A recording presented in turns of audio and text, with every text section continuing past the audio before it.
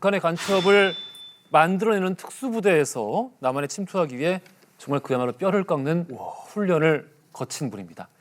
전직 북한 간첩 이미옥 씨 모셨습니다. 안녕하세요. 반갑습니다.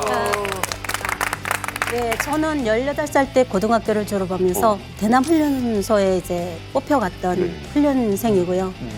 저는 거기서 생과 사를 넘나드는 그런 훈련을 받으면서 인간 병기로 거기서 키웠고 어떤 지역인지 어느 지역인지도 모를 정도로 은밀하게 훈련을 받은 맞습니다. 훈련 받으면서 내가 어디서 훈련 받는지를 모르게. 네, 지역도 모릅니다. 궁금합니다. 근데 그 18살 때 뽑히셨다 그러잖아요. 네. 무슨 기준이 있나요? 그냥 학교에 와서 뭘 보고 뽑았을 거 아니에요?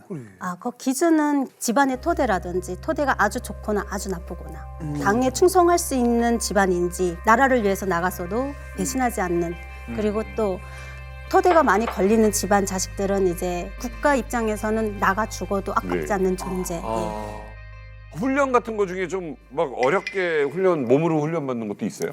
낙하 훈련이 제일 어렵습니다. 낙하 훈련. 어떤 낙하? 비행기. 아파트 1층 높이, 2층 높이, 3층 높이까지 해서 사람이 추락하는 이제 사람이 이제 거기서 떨어질 때 착지를 할 때 네. 중심을 잡고 그냥 떠내려요? 네, 그냥 뛰어내린다고요? 낙하산 없이요? 네 없이 오? 착지 연습입니다. 그러니까 건물 타고 이렇게 아니. 뛰어서 내려오는 거 말고 창문에서 뛰어내린다고. 기본적으로 벽 타고 뭐 이제 그 나무 타고 하는 건 기본적인 거고요. 그럼 그게 아니고 그냥 뛰어내린다고요? 네. 착지를 착지 훈련입니다. 아파트 3층이 사람이 서면 일반 사람들이 느끼기도 공포감이 굉장히 느끼는 여기서 뛸 수 있어요? 여기 네, 위에서? 착지가 가능합니다. 이 진짜 너 부러지면 달 부러지는데? 그러니까 자기 중심을 잡는 거예요. 낙법 같은 건가 네. 보지. 바닥은 바닥은 모래바닥입니다. 모래바닥으로. 근데 다치기도 해요?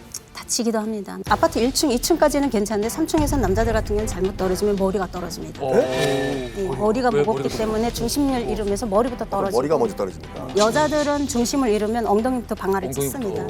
남자들은 머리를 다쳐서 내사 상태가 가면 그냥 죽는 거고 여자들 같은 경우는 하반신 마비 이렇게 되기도 하는데 부대에선 그 하반신 마비된 사람을 그냥 죽입니다. 집에는 전사증 하나로 이제 보내주고 훈련 중 사망 뭐 이런 식으로. 네. 장애가 생겼을 때 책임져 줄 것 같지는 않아요. 그 시설에 대해서 알면 안 되니까. 이미옥 씨는 어떻게 하다 이렇게 또 간첩이 되신 거예요? 네? 직관적이다. 나 진짜 간첩이 됐냐라는 질문 노골적으로 듣는 거 처음이네요. 스파이. 대부분의 이제 집안이라든지 이제 그런 환경을 보고 뽑기도 하는데 네. 저 같은 경우는 좀 케이스가 좀 달라요. 저희 집안은 부유하게 살기도 했고 초등학교 1학년 올라가면서 인민학교 여자축구부가 생겨서 걸로 들어갔어요. 왜냐하면 그때 생각하니까 체육부라면 건드리질 못했어요. 북한에서는. 네, 좀 셌어요. 그래서 여자축구부를 딱 들어가가지고 그게 1년 만에 축구부가 딱 해산되고 경기에서 졌어요. 그래서 그게 축구부가 해산돼버렸어요. 벗어 해산됐어요? 네, 져가지고 아니, 그래가지고 여자축구를 해산시켜라 해가지고 해산시키고 그리고 기계체조 하는 데를 들어가가지고 기계체조. 좀 하다가 거기 기계체조가 너무 힘들거든요, 사실. 그래서 그게 척추에도 안 좋고 막 이렇게 또 계속 병원 생활을 해야 되는 상황이니까 선생님이 이제 나오지 말라 하더라고요. 어머나. 그래서 거기서 이렇게 밀려 나오면서 다시 시작한 게 초등학교 4학년 때 육성을 했어요. 달리기. 그러다가 중학교 때는 농구부에 들어가서 농구를 아이고. 했어요. 학교 졸업하니까. 다 종목이네. 그러다가 학교 졸업할 당시에 3월달 전에 이제 배치를 다 받아요. 군대 갈 사람들은 군대 가고 이제 배치를 다 받는데 제가 3월달 되도록 제 배치가 없는 거예요. 그래서 나는 그냥 풀어놓나 보다 이렇게 속으로 생각하고 있는데 어느 날 갑자기 사료청 위원장이 저를 찾더라고요. 그래서 사료청실에 갔는데 선글라스 낀 분이 이렇게 중앙 자리 딱 앉아 있고 이동우야? 이러는 거예요. 그래, 저런 친구는 당이 부른 데를 가야지 뭐. 딱 이러더라고요. 그래서 아차 이게 뭐 나는 어딜 딴 데 가는구나 싶었는데 동무 조만간에 돌격대 갈 거야. 마음의 준비해. 이러는 거예요. 그래서 네 알겠습니다 하고 나왔는데 저는 돌격대 가기 싫었어요. 그럼요. 건설부대라. 북한은 다 인력을 해야 되는. 막 댐 만들고 도로 만드는 거죠. 그로부터 한 열흘 조금 시간을 저한테 줬던 것 같아요. 그래서 열흘 뒤에 가는데 북한은 대부분 뭐 건설부대 이런 데 가도 돌격대라고 해도 환영 사업을 해요. 무슨 사업? 환영. 잘 가세요. 가서 일 잘하세요. 군대 가거나 뭐 이런 나라를 위해서 뭔가 나가면 환영 사업을 해요. 전 시가. 근데 저보고 너는 마감에 나가는 케이스에서 행사가 없다. 이거. 그냥 혼자 가야 되니까 아침에 7시까지 도시락을 3일분 싸가지고 학교 앞에까지 와라라고 해가지고 진짜 배낭에 2배낭을 이렇게 막 싸가지고 이제 학교 앞을 갔는데 거기서 이제 차가 딱 대기하고 있더라고요. 그래서 차에다 타서 그래가지고 새벽쯤에 이제 기차역에 와가지고 이제 기차를 타는데 그때부터 안대를 끼우더라고요. 안대를? 안 돼요? 네, 눈을 가리더라고요. 기차에서? 네. 그래서 이제부터 먹고 이제 화장실 가고 하는 거는 말을 하면 자기네가 풀어주겠다. 근데 밖을 내다볼 수는 없다라고 얘기를 하는 거예요. 며칠을 기차를 타고 이제 내렸는데 역전 앞에 딱 내리자마자 이제 승용차가 대기하고 있었고 부대에 도착했을 때 안대를 풀어주고 군복을 줬고 그 부대는 애초에 가기 전에 설명받았던 그 돌격대 부대는 맞았어요? 아니었어요. 아니었어요? 그래서- 무슨 부대였어요? 그럼? 그게 이제 북한 간첩들을 간첩 요청하는 부대였구나. 네, 부대인 거죠. 야. 양성 부대였고 야. 저는 그때 느낀 거죠. 이게 돌격대가 아니구나. 아. 근데 제가 제일 기억에 남는 게 여기 영산, 평택 이거에 대해서 좀 많이 집중적으로 가리키는데 영산에는 미군 기지가 있기도 했지만 벙커가 있습니다. 아. 예. 그 벙커가 핵을 뚫지 못할 정도로 벙커가 잘 되어 있기 때문에 그래서 그거에 대한 이제 공부를 많이 시키기도 하고 그리고 이제 업무 직접적으로 투입을 하면 국가에서 해주는 자금이 한정되어 있어요. 돈이. 많지 않아요. 예. 그래서 자립적으로 이제 작업을 해야 되는 경우가 굉장히 많이 생깁니다. 그래서 평택 같은 경우는 평택 미군 기지가 있기도 하지만 평택 항이 위주입니다. 그래서 무역 상인들이 제일 많이 평택 항으로 이제 세계 무역들이 거기로 오고 간다고 저희가 알고 있고요. 그래서 그 무역 상인들에 대한 포섭이라든지 그리고 어떤 거래를 어떻게 해야 되는지를 알기 위해서는 항의 구조를 알아야 되니까 평택 항의 구조에 대해서 세밀하게 저희가 공부를 하고 아니 그러면은 간첩들이 우리나라 와서 사업도 해요? 네. 돈을 벌어야 되니까? 당연하죠. 이제 훈련 도중에 며칠 전부터 뇌에서 이제 그 출혈이 시작된 거를 감지를 못하고 있었고 뇌에서요? 네, 제가 너무 몸이 힘들다 보니까 이제 내 몸에 이상 반응을 제가 몰랐었고 고압선이 1만 포트가 넘게 흐르거든요. 네.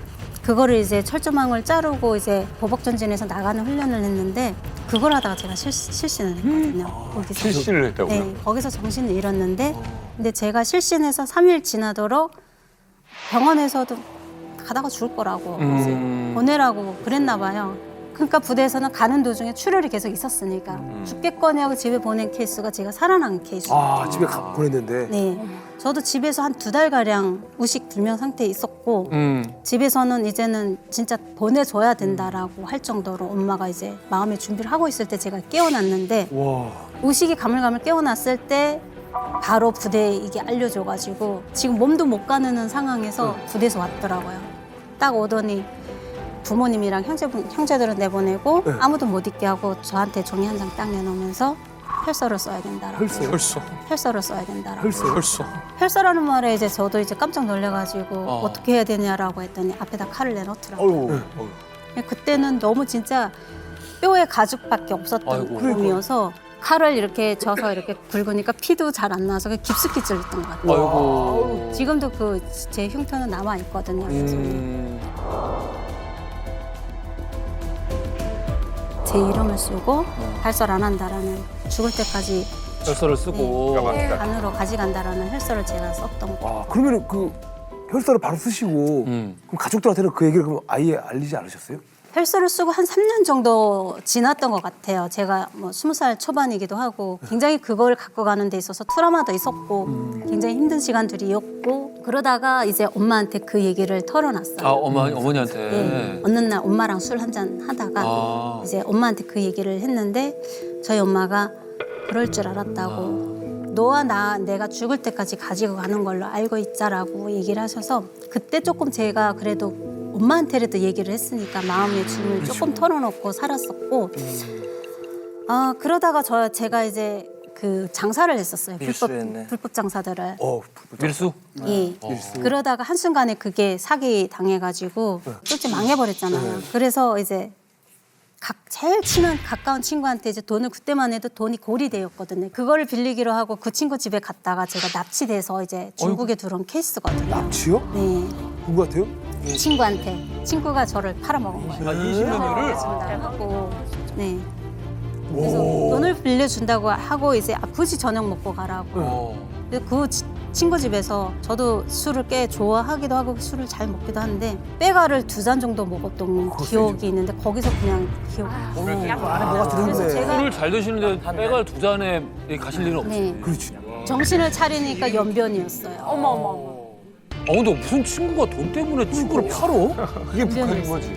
그렇죠. 그때 당시 제가 영화 중국에서 한 3년간 있다가 이제 한국으로 들어왔는데 데려오려다가 실패를 했어요. 저희 어머님을 모시고 오려다가 실패를 하고 그러다가 2014년도에 조금 여유적인 게 있어가지고 집을 도와주려고 연락을 했는데 저한테 이제 청청 같은 병력 같은 소식이 이제 들린 거죠. 뭐 어떤 브로커가 이제 놀라지 말라고 저보고 그러더라고요.